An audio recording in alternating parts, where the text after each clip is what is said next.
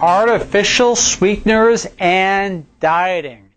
Or should I actually say artificial sweeteners and not dieting.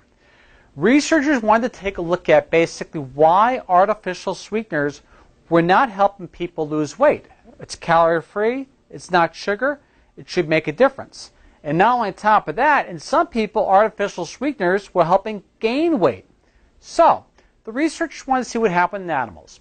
And what they did is took a group of rats and they administered well within the permitted range of the FDA 3 artificial sweeteners. They gave saccharin, they gave sucralose, and they gave aspartame. And what they did is they put in a 10% solution of the 3 most common commercially available forms in place of regular drinking water. The animals had elevated blood glucose levels after 11 weeks compared to mice either given a 10% glucose solution or water alone. So, there was a clue. The glucose intolerance levels went out of whack after a short period of time. So then, they couldn't quite figure that part out because, again, it's calorie-free and it's no sugar. So they wanted to see what it did affect, especially since the artificial sweeteners were not being absorbed into the body itself, but stay within the intestinal tract. The gut bacteria. This is what gets really interesting. These guys did an excellent job. The researchers treated the mice with antibiotics to eradicate many of their gut bacteria. Sounds bad, but listen to what happened. This resulted in a full reversal of the artificial sweeteners' effects on glucose metabolism. This is where it gets even more intriguing.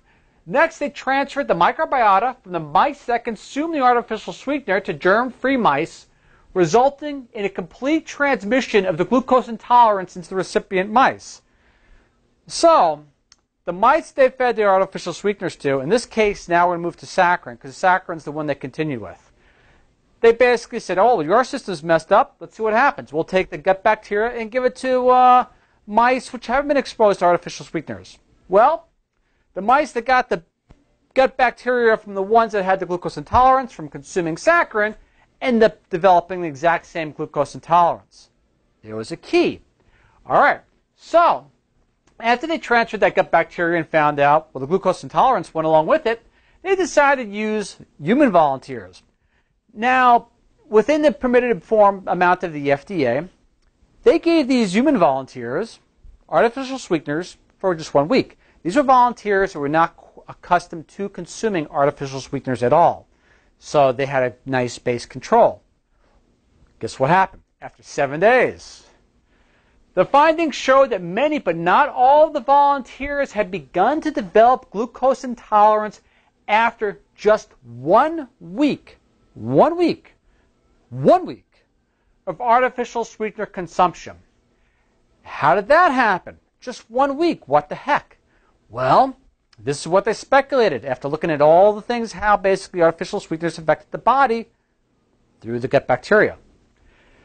Alanov, which I'm probably pronouncing his name wrong, so I apologize, believes that certain bacteria in the guts of those who developed the glucose intolerance reacted to the chemical sweeteners by, you ready for this?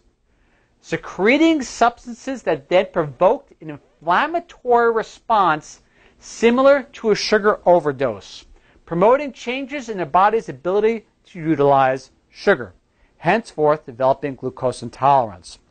Pretty fascinating. They were able to duplicate it often in animals, do the same study. I'd like to see further confirmation, but, however, the artificial sweeteners seem to have an impact in altering that gut bacteria and causing inflammatory compounds. That's pretty interesting. Thanks once again. You draw your speculation from there, and I'll see you again next week. This is Ralph signing off.